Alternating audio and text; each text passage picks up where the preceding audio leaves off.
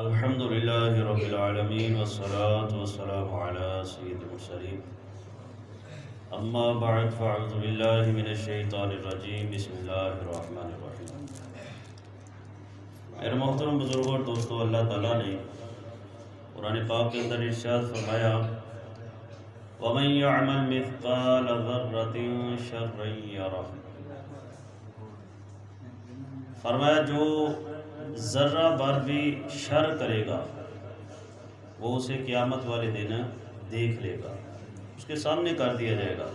اور سورہ نساء میں کیا فرمایا؟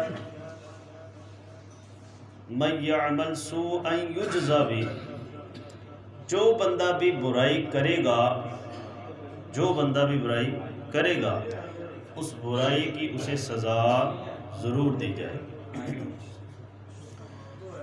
کوئی بندہ ایسا نہ سمجھے کہ میں نے برائی کرنی تھی بس کر لی اور اب مجھے کوئی پوچھ گچھ نہیں ہوگی، ایسی بات نہیں۔ جو بندہ چھوٹی سے چھوٹی بھی برائی کرے گا اس کی سزا اسے دی جائے گی۔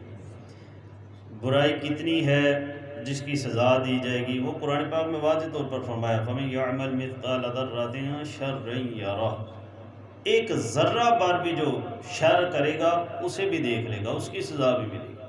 اور بات صرف شر کی نہیں ہے، وَمَن يَعْمَلْ مِثْقَالَ ذَرَّةٍ خَيْرًا يَرَهُ، جو ذرہ پر بھلائی کرے گا، نیکی کرے گا، اس کا بھی اجر اسے قیامت والے دن ملے گا۔ کوئی بندہ جتنا مرضی تیز بنتا پھرے کہ میں جی اس طرح کو برائی کروں گا کہ کسی کو پتہ نہیں چلے گا، میں اس کا کوئی نشان نہیں چھوڑوں گا، کوئی ثبوت نہیں چھوڑوں گا، تو یاد رکھیے ساری دنیا سو جاتی ہے لیکن وہ مالک کائنات اس کی شان یہ ہے لا تأخذہ سنۃ ولا نوم، نہ اسے نیند آتی ہے نہ اسے اونگ آتی ہے۔ بندہ ساری دنیا کو دھوکہ دے سکتا ہے لیکن رب تعالیٰ کو تو دھوکہ بھی نہیں دیا جا سکتا۔ اس لیے بندہ یہ سوچ کر کچھ کرنا ہے تو کرے کہ جو میں کر رہا ہوں اس کا مجھے بھگتنا پڑے گا۔ ہمارے معاشرے کے اندر جو دو بڑے مسئلے ہیں، توجہ ہے جی واقعہ تو توجہ کریں، دو بڑے مسئلے ہمارے معاشرے کے اندر۔ ایک یہ کہ ہم لوگ گناہ کو گناہ نہیں سمجھتے، معذرت کے ساتھ یہ ہمارے معاشرے کے اندر پایا جا رہا ہے، ہم گناہ کو گناہ ہی نہیں سمجھتے۔ جی گالی دینی کسی کو مانے نہیں رکھتا، ایک وقت پہ کھڑے ہو کے دس گالیاں دے دو کوئی مسئلہ ہی نہیں۔ اب تو ایسا ماحول آ گیا کسی کی تعریف بھی کرنی ہے پہلے دو گالیاں اسے نکالنی پھر تعریف کرنی۔ بعض لوگوں کی عادت ایسی ہے کہ وہ بعد میں کرتے پہلے گالی نکالتے ہیں، کوئی عیب بھی نہیں اس کو شمار کیا جا رہا۔ جھوٹ بولنا ہے کوئی مسئلہ ہی نہیں ہے جی، غیبت کرنی ہے تو کوئی ٹینشن ہی نہیں ہے۔ ایک تو گناہ کو گناہ ہی نہیں ہم لوگ سمجھتے، دوسری بڑی بات گناہ کر کے ہم اس کو فخر سے بیان کرتے ہیں جی، گناہ کر کے شرمندہ نہیں ہوتے بلکہ اس کو فخر سے بیان کیا جاتا ہے۔ اور جی میں فلاں جگہ پر اتنے بندے تھے، 10 بندے تھے تو میں نے ان سب کو الو بنا دیا، میں ان کو بیوقوف بنا دیا، اور فلاں جگہ پر اتنے لوگ تھے میں نے ان کے ساتھ مذاق کیا ہے، پھر فخر سے اس کو بیان کیا جاتا ہے۔ یہ بہت غلط بات ہے۔ گناہ کر کے ایک تو گناہ کو گناہ نہ سمجھنا، پھر اس پر ڈٹ جانا، اس کو فخر کرنا اس پہ، یہ کتنا برا ہے۔ حضرت آدم علیہ السلام اور حضرت آدم علیہ السلام کا اور شیطان کا واقعہ آپ نے سن رکھا ہے، لیکن ایک انداز سے توجہ دلاتا ہوں۔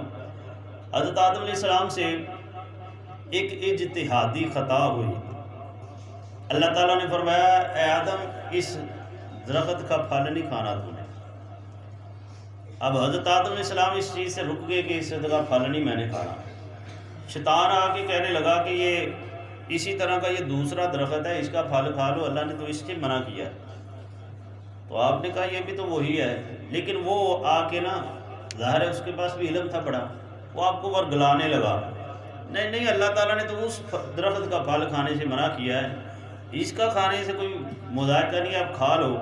اور یہاں تک تفسیر میں لکھا اس نے قسم کھائی، کہنے لگا کہ قسم اٹھا کہنے لگا آپ اس کا پھل کھائیں گے آپ کو آب حیات مل جائے گا، بہرحال وہ اللہ تعالیٰ کی حکمت تھی، پورے ہونا ہی تھا، تو آپ نے وہ پھل کھا لیا، ٹھیک ہے جی۔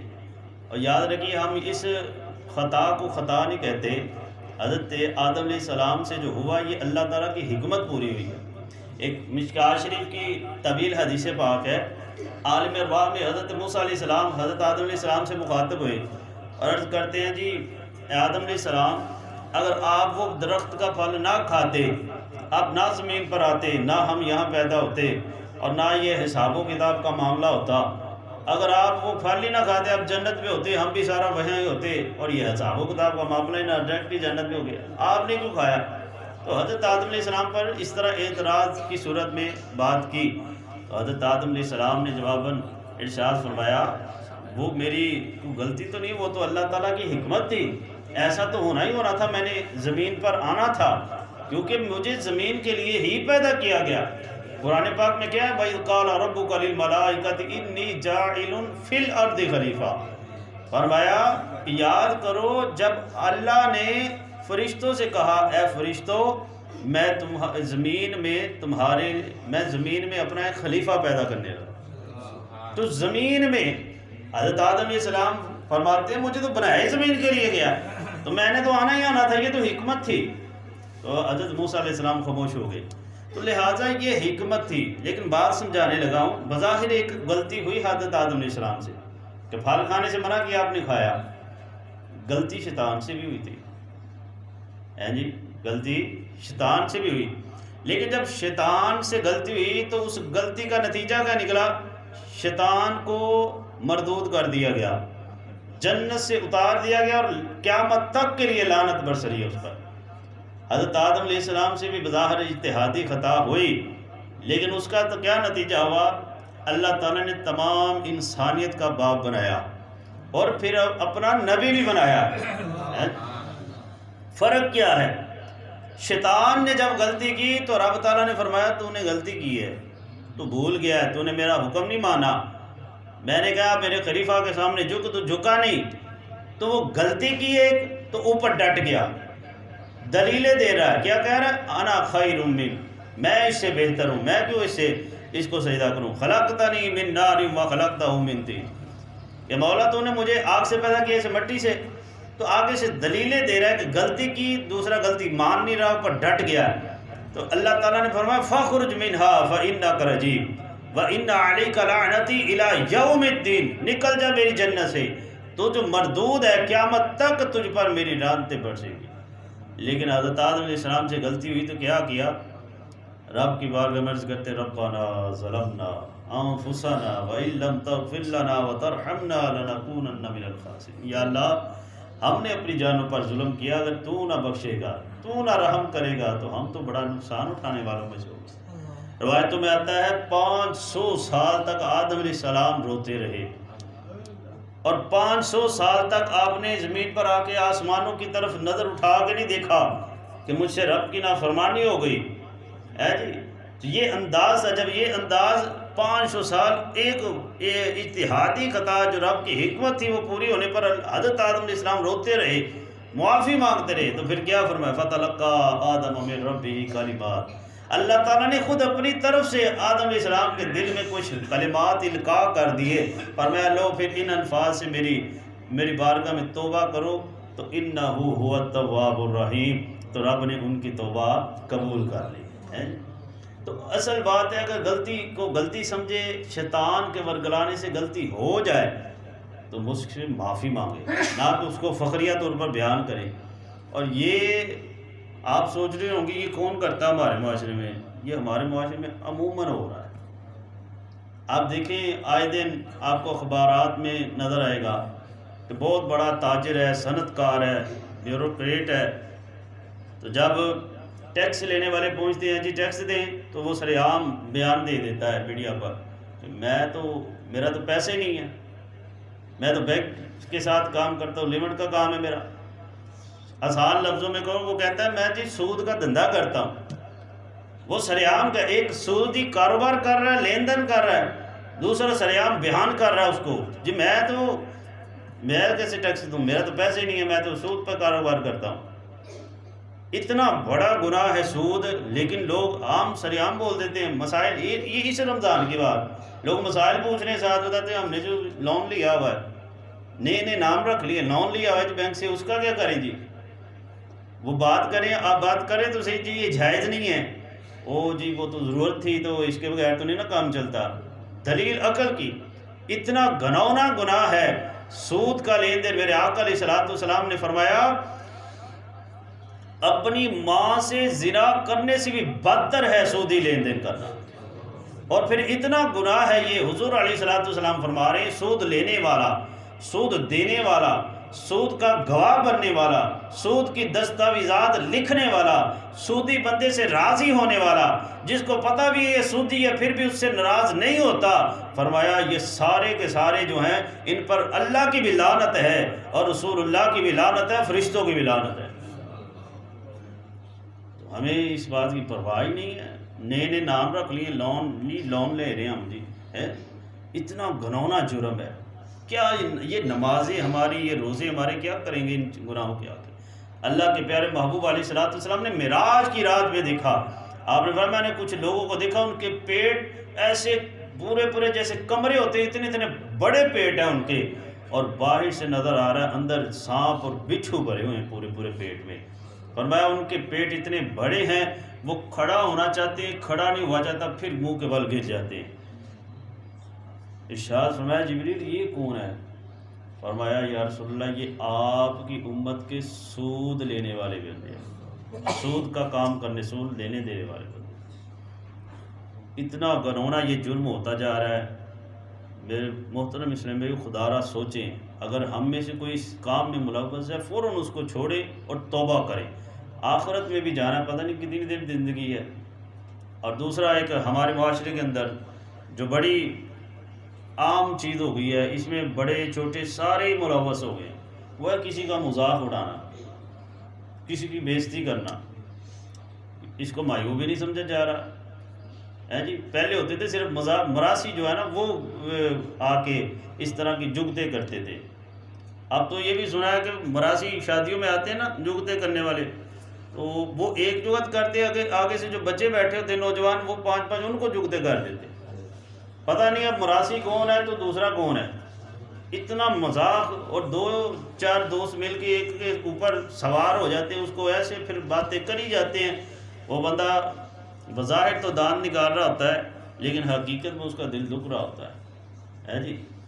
اتنا عام ہو گیا. پھر اللہ تعالیٰ نے قدرتی طور پر کسی کا رنگ کالا بنایا، اس پر مذاق، کسی کا قد چھوٹا ہے اس پر مذاق، کسی کا ناک ٹیڑھا ہے اس پر مذاق. یہ کس نے بنایا ہوا؟ رب کی تخلیق پر اعتراض کر رہے ہیں ہم لوگ. ہاں اگر کسی نے اپنا خود حلیات چینج کیا ہوا، عام روٹین سے بگاڑا ہوا ہے، وہ تو اس کی اپنی اختراع ہے نا، لیکن ایک قدرتی طور پر ہے اللہ تعالیٰ کی طرف سے. اس پر کس چیز کا؟ لوگوں کی غربت کا مذاق اڑایا جاتا ہے، اور پھر مذاق میں دوسروں کو ڈرا دیا جاتا ہے. اور پھر اس سارے کام کرتے ہوئے کہ ویڈیو بناتے ہیں، ویڈیو بنا کے پھر وائرل کرتے ہیں، بتاتے ہیں کہ یہ دیکھو میں نے یہ کارنامہ کیا. تو یہ اسی چیز میں ہے، ایک تو گناہ کیا اور دوسرا اس پر فخر کر رہا ہے. جبکہ کسی مسلمان کو ڈرانا اگرچہ مذاق کے اندر ہو. ایک غزوے سے واپسی پر نا راستے میں صحابہ کرام نے پڑاؤ کیا ہوا ہے، سٹے کیا ہوا ہے، تو وہاں ایک مجاہد سوئے ہوئے ہیں، حضور علیہ السلام دیکھ رہے ہیں. ایک دوسرے شخص نے اس پر رسی پھینکی، دور کھڑے ہو کر اس کے اوپر رسی بیٹھ کی، اور اس نیت اس کی ڈرانے کی کہ صحرا ہے، یہ کھلی جگہ ہے تو یہاں سانپ ہوتے ہیں، وہ بندہ ڈرے کہ وہ شاید سانپ آئے. وہ سوئے ہوئے کے اوپر اس نے رسی پھینکی، وہ ایک دم وہ بھی ڈر گیا کہ ہائے اللہ یہ کیا ہوا، سانپ آ گیا. وہ ڈر کے ایسے اٹھا. حضور علیہ السلام دیکھ رہے تھے، آپ نے منع فرمایا یہ تو نے کیا کیا ہے، ایک مسلمان کو ڈرا دیا ہے. تو وہ کہنے لگا جی میں نے جی مزاح کیا ہے. حضور علیہ السلام جلال میں آ گئے، فرمایا مسلمان کو مذاق کے اندر بھی ڈرانا حرام ہے، یہ گناہ ہے، یہ تو کیا کر گیا ہے. کسی مسلمان کے دل میں ہماری وجہ سے خوشی داخل ہونی چاہیے، نہ کہ وہ خوف میں مبتلا ہو جائے. اس چیز کو تو کوئی ہم اب لیتے نہیں کہ یہ کیسا ہے اور کیا ہے، یہ کوئی معیوب ہی ہے کہ نہیں، بلکہ ڈرا کے اوپر سے دان نکالے جاتے ہیں جی. اوپر سے دانت نکالے جائیں. مذاق کرنا پتہ کتنا عذاب ہے. روایتوں میں آتا ہے کہ کل قیامت کے دن نا ایک شخص، اس کے لیے فرشتے جنت کا دروازہ کھولیں گے. وہ بندہ، اور اسے کہیں گے آ جا. وہ بندہ آئے گا جنت میں جانے کے لیے، دروازہ کھول دیا گیا. جب جنت کے دروازے کے پاس آئے گا فرشتے دروازہ بند کر دیں گے، کہیں گے جا. وہ واپس چلا جائے گا، کچھ دور جائے گا، پھر دروازہ کھولا جائے گا، پھر کہا جائے گا آ جا. پھر آئے گا، قریب آئے گا، پھر بند کر دیا جائے. اسی طرح اس کے ساتھ کیا جائے گا. وہ خود تنگ ہو جائے گا، یا اللہ یہ میرے ساتھ کیا ہو رہا ہے؟ بار بار بلایا جاتا ہے، بار بار واپس کر دیا جاتا ہے، تو یہ میرے ساتھ کیوں ہو رہا ہے؟ فرشتے کہیں گے یہ اس لیے ہو رہا ہے جو لوگوں کے ساتھ دنیا میں مذاق کیا کرتا تھا، آج تیرے ساتھ یہی مذاق کیا جائے گا. تو لوگوں کے ساتھ مذاق کرتا رہا. اور بالخصوص آج کیا معاشرے میں ایک عجیب ٹرینڈ ہے کہ علماء کا مذاق زیادہ اڑایا جاتا ہے. حتیٰ کہ دینی طبقے سے تعلق رکھنے والے کچھ نمازی لوگ، وہ بھی علماء کا، مولوی حضرات کا مذاق اڑاتے ہیں. جبکہ علماء کرام نے یہ وضاحت لکھی ہے، کسی عالم دین کی اس کے علم کی وجہ سے توہین، دینی علم کی وجہ سے توہین کفر ہے. ایک بندہ دینی علم رکھتا ہے، اس کے دینی علم رکھنے کی وجہ سے آپ اس کی بےزتی کر رہے ہیں، اس سے مذاق کر رہے ہیں، تو یہ کفر تک جاتا ہے. آپ دین کے علم کی توہین کر رہے ہیں. دین کا علم تو جس کے پاس آ جاتا ہے وہ تو ہمارا سردار بن جاتا ہے بھائی. حضرت عبداللہ بن عباس رضی اللہ تعالیٰ حضور علیہ السلام کے سگے چچا کے بیٹے ہیں، سگے چچا کے بیٹے. اور ایک حضور علیہ السلام کے صحابی ہیں حضرت ابی بن کعب. یہ صحابی ہیں، یہ رشتہ دار نہیں ہیں، لیکن ابی بن کعب رضی اللہ تعالیٰ یہ ایسے صحابی ہیں، ان کو احادیث حضور کی زیادہ یاد تھی، ان کو علم زیادہ تھا حضور کی حدیثوں کا. تو حضرت عبداللہ بن عباس حضور کے چچا کے بیٹے ہیں، چچا زاد بھائی ہیں. یہ خود حضرت ابی بن کعب رضی اللہ تعالیٰ کے پاس جاتے ہیں، جا کے احادیث کا علم سیکھتے ہیں. اور کیا انداز ہے، ان کے گھر میں جاتے ہیں، جا کے دروازے پر بیٹھ جاتے، دروازے پر دستک نہیں دیتے، دروازے پر بیٹھ جاتے. کیوں؟ کہ وہ میرے استاد ہیں. استاد کا ادب یہ ہے کہ وہ خود باہر نکلیں گے جب تو پھر کہوں گا کہ مجھے علم پڑھائیں، میں نے دروازہ پر دستک دے کے ان کو بلانا نہیں ہے جی. اور فرماتے ہیں کہ وہاں جا کے دروازے پہ بیٹھ جاتے، انتظار کرتے، بیٹھے بیٹھے تھک جاتے تو لیٹ جاتے، کپڑا بچھا کے دروازے پر لیٹ جاتے. اور صحرا میں ان کا گھر تھا، ہوائیں چلتی تھی تو کہتے میرے منہ پر ریت اڑ اڑ کے پڑتی تھی. جب حضرت ابی بن کعب باہر تشریف لاتے تو میں کھڑا ہو جاتا، حضور آپ سے حدیث پڑھنے آیا ہوں. تو آپ فرماتے اے رسول اللہ کے چچا کے بیٹے، آپ مجھے پہلے بتا دیتے، میں باہر آ جاتا. تو آپ فرمایا کرتے نہیں، جس کو اللہ کے رسول صلی اللہ علیہ وسلم نے علم عطا فرما دیا ہے وہ سب سے اونچا ہو جاتا ہے. وہ انہوں نے یہ نہیں دیکھا میں تو حضور کا چچا زاد بھائی ہوں جی. اور علماء کتنی شان والے ہیں. حضور علیہ السلام فرماتے جو دین کا طالب علم بن جاتا ہے، اللہ کے فرشتے بھی اس کے پاؤں کے نیچے پر بچھاتے ہیں. اور آج کسی بندے کے بارے لوگ کہتے ہیں یہ فلاں دربار کا گدی نشین ہے جی، یہ فلاں آستانے کا سجادہ نشین ہے. لیکن حضور علیہ السلام نے فرمایا جو دین کا طالب علم بن جاتا ہے، جو دین حاصل کر لیتا ہے، وہ میرا سجادہ نشین بن جاتا ہے. العلماء ورثۃ الانبیاء. تو کسی کا مذاق نہیں، جو مذاق کے اندر کسی کو ڈرانا، کسی کو پریشان کرنا، یہ سخت منع ہے. حضرت موسیٰ علیہ السلام کی قوم نا، جب حضرت موسیٰ علیہ السلام نے اپنی قوم کو دین کی تبلیغ کی، دعوت دی، تو وہ کیا کہنے لگے؟ حضرت موسیٰ علیہ السلام سے کہتے ہیں کہ ہمیں لگ رہا ہے کہ آپ ہمارے ساتھ مذاق کر رہے ہیں.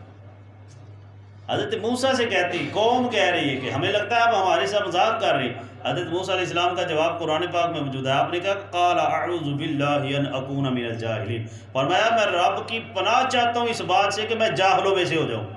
گویا حضرت موسیٰ علیہ السلام فرما رہے ہیں مذاق کرنا یہ جاہلوں کا کام ہے، میں جاہل نہیں ہوں کہ آپ کے ساتھ میں مذاق کروں.